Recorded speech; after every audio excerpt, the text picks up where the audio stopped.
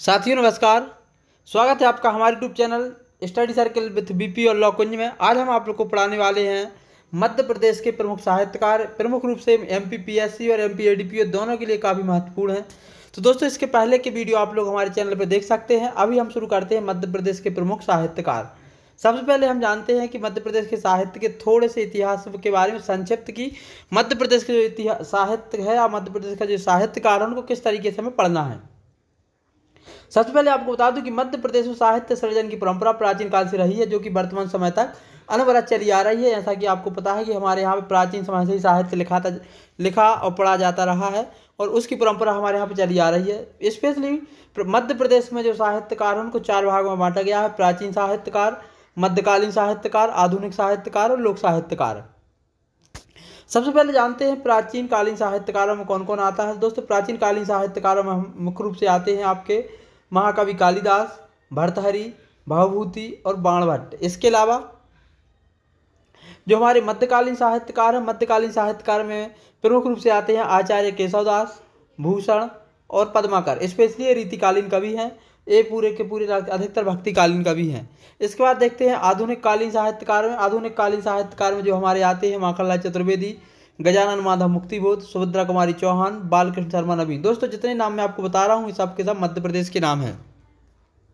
ये जो है आधुनिक कालीन साहित्यकार, जब हमारे पास स्वच्छंदवाद का उदय हो गया, स्वच्छंदवादी कविता, स्वच्छंदवादी साहित्य लिखा जाने लगा। और एक है हमारा लोक साहित्य। दोस्तों लोक साहित्य जो होता है हमारा इस क्षेत्र विशेष में लिखा जाता है। जैसे कि सबसे नीचे आपको ईश्वरी संगीत दिखा रहा है, तो जो बुंदेली साहित्य है उसी को ईश्वरी संगीत कहा गया है। जगनिक है दोस्तों, जगनिक साहित्य जो आलाखंड वगैरह हमारा लिखा गया है जगनिक साहित्य के अंतर्गत आता है। एक घाघ और संत सिंगाजी। दोस्तों जो निमाड़ साहित्य है उसको संत सिंगाजी साहित्य के रूप में जाना जाता है। तो इस तरीके से मध्य प्रदेश के साहित्य को चार भागों में बांटा गया है। इसको आपको बड़ी आराम से सही तरीके से याद कर लेना है और आपसे रिक्वेस्ट है कि अपना पेन और कॉपी साथ में लेकर के बैठे, ताकि समय समय पर आप कुछ शॉर्ट नोट तैयार करते जाएं। तो प्राचीन कालीन साहित्यकार में आपने देख लिया हमारे महाकवि कालिदास, भर्तृहरि, भवभूति, बाणभट्ट। मध्यकालीन साहित्य में आचार्य केशवदास, भूषण, पद्माकर भट्ट। और आधुनिक कालीन साहित्यकार माखनलाल चतुर्वेदी, गजानन माधव मुक्तिबोध, सुभद्रा कुमारी चौहान, बालकृष्ण शर्मा नवीन। और लोक साहित्य संत सिंगाजी, घाघ, जगनिक और ईश्वरी। ये सब के सब मध्य प्रदेश के प्रमुख साहित्यकार हैं। अब हम देखते हैं एक एक साहित्यकार और उनकी कुछ साहित्यिक रचनाओं के बारे में। सबसे पहले हम दोस्तों देखते हैं महाकवि कालिदास के बारे में। दोस्तों महाकवि कालिदास के बारे में पढ़ने के पहले आपको बता दें कि जो प्राचीन कालीन साहित्यकार है उसमें सबसे प्रमुख रूप से नाम लिया जाता है महाकवि कालिदास का। महाकवि कालिदास के बारे में जो इसमें बताया गया है कि कालिदास संस्कृत भाषा के महान कवि एवं नाटककार थे। कालिदास ने चंद्रगुप्त विक्रमादित्य के नवरत्नों में शामिल थे और इन्हें भारत का शेक्सपियर कहा जाता है। दोस्तों जो चंद्रगुप्त विक्रमादित्य हैं ये उज्जैन के राजा थे और उन्हीं के दरबार में दरबारी कवि थे कालिदास जी, और उन्हीं के नवरत्नों में शामिल थे। इसके अलावा भारत का शेक्सपियर इसलिए कहा जाता है क्योंकि जो आपका पाश्चात्य साहित्य लिखा गया है उसमें जितना अहम योगदान साहित्य के क्षेत्र में शेक्सपियर का है, उतना ही अहम योगदान कालिदास का भारतीय साहित्य में, स्पेशली भारत के प्राचीन साहित्य में है। कालिदास के जन्म स्थान को लेकर के विवाद है। मेघदूत में उज्जैन के प्रति उनके विशेष प्रेम को देखते हुए उज्जैन का निवासी मानते हैं उनको लोग। इसके अलावा कालिदास की कुछ रचनाओं में हिमालय, गंगा व इनसे संबंध क्षेत्रों में अतिशय रमणीक वर्णन के आधार पर कुछ विद्वान इन्हें हिमालय के क्षेत्र का भी मानते हैं। इसके अलावा इनकी जो प्रमुख रचनाएं हैं, प्रमुख रचनाओं के बारे में आपको बता दें। सबसे पहले तो इन्होंने कुछ नाटक लिखे हैं, कुछ महाकाव्य लिखे हैं, कुछ खंड काव्य लिखे हैं। दोस्तों जो नाटक हैं इनके तीन नाटक सबसे फेमस हैं। एक है आपका अभिज्ञान शकुंतलम, एक है आपका विक्रमोर्वशीयम और एक है मालविकाग्निमित्रम। दोस्तों हमें इनकी ज़्यादा डिटेल्स के बारे में नहीं जाना है, अधिकतर हमसे एक बार इनके नाम पूछे जाते हैं तो इनके तीन नाटक हमें याद रखना है कौन से हैं, अभिज्ञान शकुंतलम, विक्रमोर्वशीयम और मालविकाग्निमित्रम।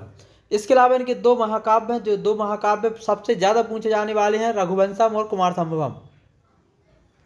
कुमार संभवम और रघुवंशम इनके प्रमुख महाकाव्य हैं। इसके अलावा इन्होंने दो खंड काव्य लिखे हैं, एक है मेघदूत, एक है ऋतुसंहार। दोस्तों मेघदूत से कई बार पूछ लिया जाता है कि मेघदूत में क्या बताया गया है। तो मेघदूत में जो महाकवि कालिदास ने बताया है कि जो बादलों को उन्होंने अपने संदेश को भेजा है, बादलों को अपने साहित्य के माध्यम से बादलों तक अपने संदेश पहुंचाए हैं। थोड़ा सा इनके जो साहित्य की प्रमुख रचनाएं हैं इनके बारे में थोड़ा सा संक्षिप्त बताया गया है। जैसे मालविकाग्निमित्रम, तो मालविकाग्निमित्रम इनकी प्रथम रचना है। ये हमसे पूछा जाने वाला सबसे अच्छा प्रश्न है कि महाकवि कालिदास की प्रमुख रचना कौन सी है, तो मालविकाग्निमित्रम इनकी प्रथम रचना है। ये श्रृंगार रस प्रधान है, जो कि एक श्रृंगार रस प्रधान नाटक है। इसके अलावा शुंग वंशीय शासक अग्निमित्र और मालविका की प्रेम कथा पर ही वर्णित है। दोस्तों, जो शुंग वंश के राजा हुए थे अग्निमित्र और उन्हीं की प्रेमिका थी मालविका, उन्हीं के प्रेम कथा का वर्णन किया गया है मालविकाग्निमित्रम में। दोस्तों, जैसा कि इसके नाम से स्पष्ट हो रहा है कि मालविका और अग्निमित्र दोनों को मिला के बनाया गया है मालविकाग्निमित्रम। अगला है अभिज्ञान शकुंतलम। अभिज्ञान शाकुंतलम जो है एक कालिदास की दूसरी रचना है। इसे राजा दुष्यंत के बारे में बताया गया है, जो कि वन में रहने वाली एक परित्यक्त ऋषि पुत्री शकुंतला से प्रेम करते थे। दोस्तों, ये भी प्रेम प्रसंग या श्रृंगारिक साहित्य है जो इसके बताया गया है राजा दुष्यंत के बारे में, और अभी उनकी जो वन में रहने वाले परित्यक्त ऋषि थे उनकी पुत्री शकुंतला के बारे में। अगला जो नाटक था इनका वो था आपका विक्रमोर्वशीयम। दोस्तों, यह रहस्यों से परिपूर्ण नाटक है। हमसे पूछ लिया जाता है कि कालिदास का रहस्यों से परिपूर्ण नाटक कौन सा है, तो हमें याद रखना है विक्रमोर्वशीयम। इसमें राजा पुरुरवा तथा इंद्रलोक की अप्सरा उर्वशी के बारे में बताया गया है। दोस्तों, जैसा कि हम सुनते हैं जो हमारे प्राचीन साहित्य या कुछ किंवदंती कहानियां हैं राजा इंद्रलोक के जो पूर्व राजा के बारे में, उर्वशी के बारे में, उन्हीं का इसमें वर्णन है विक्रमोर्वशीयम में। जो अगला नाटक है वो है इनका रघुवंशम। दोस्तों, रघुवंशम इनका नाटक नहीं है, काव्य है। तो इसमें सबसे महत्वपूर्ण या संपूर्ण रघुवंश के राजाओं की गाथाओं का वर्णन है। जो आपके रघुवंश के राजा हैं, चाहे आपके रघुवंश के राजा रघु हों, राजा दिलीप हों, भगवान श्री राम हों, या फिर उनके जो भी और जो उनके रघुवंश कुल के राजा हुए हैं, सबका इसमें वर्णन किया गया है।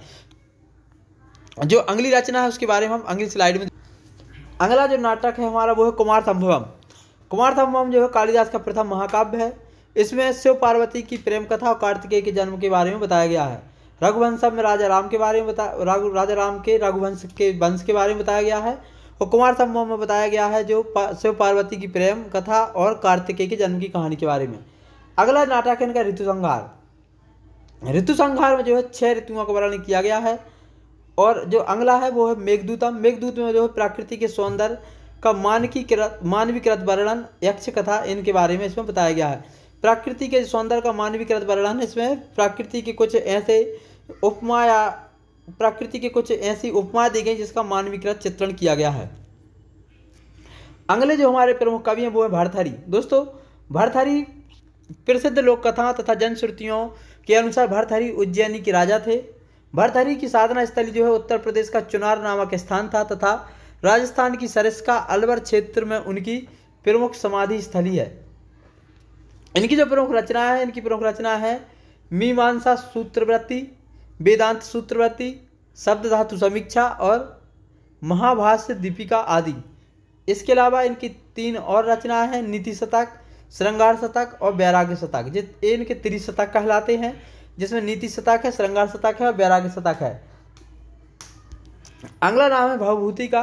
दोस्तों, भवभूति हैं जो संस्कृत के महान कवि तथा सर्वश्रेष्ठ नाटककार थे। उनका वास्तविक नाम था श्रीकंठ। एक पदमपुर महाराष्ट्र का गोंदिया जिला के निवासी तथा कन्नौज के शासक यशोवर्मन के दरबारी कवि थे। इन्हें प्राचीन भारत का मिल्टन कहा जाता है। दोस्तों, प्राचीन भारत का शेक्सपियर कहा जाता है कालिदास जी को, और प्राचीन भारत का मिल्टन कहा जाता है भवभूति को।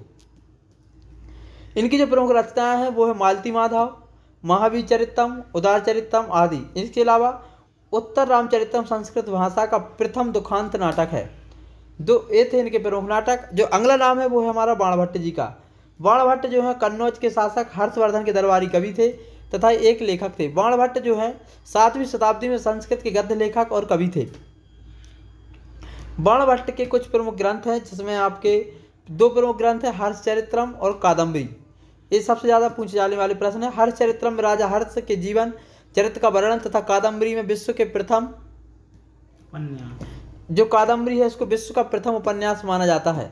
इसके अलावा इनकी और कुछ रचनाएं हैं, जिसमें है चंडी शतक, पार्वती परिणय, मुकुट तांडितक आदि।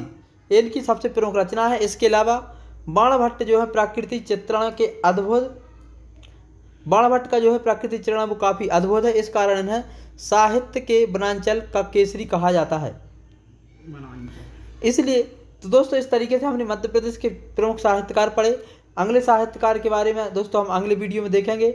आज हमने पढ़ा है कालिदास के बारे में, भर्तृहरि के बारे में, भवभूति के बारे में और बाणभट्ट के बारे में। तो यदि आपको वीडियो पसंद आया तो इसको लाइक कर लें, साथ ही हमारे चैनल को सब्सक्राइब कर लें। अंत तक वीडियो देखने के लिए सभी का बहुत बहुत धन्यवाद। जय हिंद।